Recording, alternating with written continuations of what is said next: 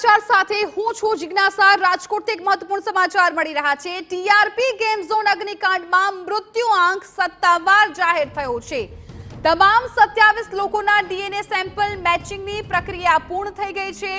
27 ગુમ થયેલા લોકોની ડીએનએ મેચિંગની ઓળખ કરી લેવામાં આવી છે। તમામ પરિવારોને સ્વજનોના મૃતદેહ છે એ સોંપી દેવામાં આવ્યા છે। અત્યારે જે પ્રકારે વિગતો મળી રહી છે કે જે ગઈકાલ સુધી એક ડીએનએ મેચ કરવાનો બાકી હતો, પરંતુ અત્યારે જાણકારી મળી છે પ્રમાણે તમામ લોકોના ડીએનએ મેચ કરી લેવામાં આવ્યા છે। તમામ લોકોની ભાળ થઈ ગઈ છે અને તમામના એ પરિવારજનો કે જેઓ આટલા દિવસથી હોસ્પિટલ બહાર પોતાના સ્વજનનો મૃતદેહ મેળવવા માટે તેઓ વલખા મારી રહ્યા હતા, રોષ હતો તેમનામાં, આક્રોશ હતો, એ તમામ પરિવારને તેમના સ્વજનોની એ મૃતદેહ છે મળી ગયો છે। હવે એક બાદ એક લોકો છે એ વિધિવત રીતે પોતાના જે મૃતદેહ લઈ જઈ રહ્યા છે પોતાના સ્વજનોના, તેમના અંતિમ સંસ્કાર પણ કરી રહ્યા છે અને આ વચ્ચે અત્યારે વિગતો મળી રહી છે કે ડીએનએ મેચિંગની જે તમામ પ્રક્રિયા છે એ પૂર્ણ થઈ ગઈ છે। 27 ગુમ થયેલા લોકોની ડીએનએ સેમ્પલ મેચ થયા છે અને પરિવારજનોને હવે મૃતદેહ છે એ સોંપી દેવામાં આવ્યા છે। એક તરફ હવે તમામ જે આ 27 લોકોના મોતના જે સોદાગરો છે એમના વિરુદ્ધ કાર્યવાહી થઈ રહી છે। બેઠકો શરૂ છે ગાંધીનગરમાં, એક બાદ એક બેઠકો શરૂ કરી દેવામાં આવી છે।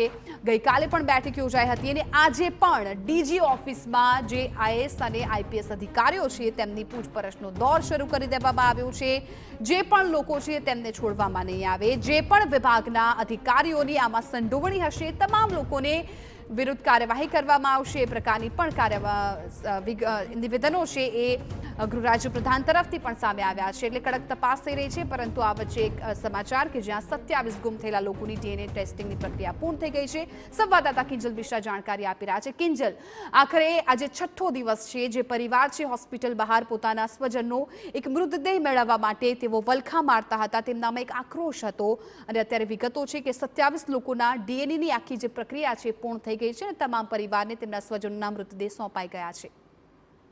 બિલકુલ, ડીએનએની ખૂબ જ જટિલ પ્રક્રિયા હતી, પરંતુ જો વાત કરવામાં આવે તો 27 જેટલા જે સેમ્પલ છે તેની તપાસ છે તે પૂર્ણ થઈ ચૂકી છે અને તે પ્રમાણે જે પરિવારજનો છે પરિવારજનોને પણ તે અંગે જાણ કરવામાં આવી છે અને જે ડીએનએ ટેસ્ટની જે સમગ્ર કાર્યવાહી હતી તે અંગે પણ પરિવારજનોને જાણ કરવામાં આવી છે અને અત્યારે સમગ્ર પ્રક્રિયા છે તે પૂર્ણ થઈ ચૂકી છે। સૌથી દુઃખદ ઘટના એ હતી કે કેમ કે જે ડેડ બોડી હતા તે સંપૂર્ણ રીતે કહી શકાય કે બળીને ખાક થઈ ચૂક્યા હતા, એટલે જે પ્રક્રિયા છે તે ખૂબ જ જટિલ થઈ ચૂકી હતી। દરમિયાન જે દાજીરા લોકો હતા તેમને પણ સારવાર માટે ન માત્ર રાજકોટ સિવિલ હોસ્પિટલ પરંતુ એમ્સમાં પણ તેમને ખસેડવામાં આવ્યા હતા। અત્યારે જે સારવાર છે જે લોકો હોસ્પિટલાઇઝ છે તેમની પણ ચાલી રહી છે અને એફએસએલ મારફતે જે ડીએનએ ટેસ્ટ છે તેની પણ કાર્યવાહી પૂર્ણ થઈ ચૂકી છે। તેની સિવાયની જો વાત કરવામાં આવે તો રાજકોટ શહેર પોલીસ કમિશનર દ્વારા પણ જે લોકોની ભાળ ન મળતી હોય તેની માટે પણ જે ફોન નંબર છે તે જાહેર કરવામાં આવ્યા છે।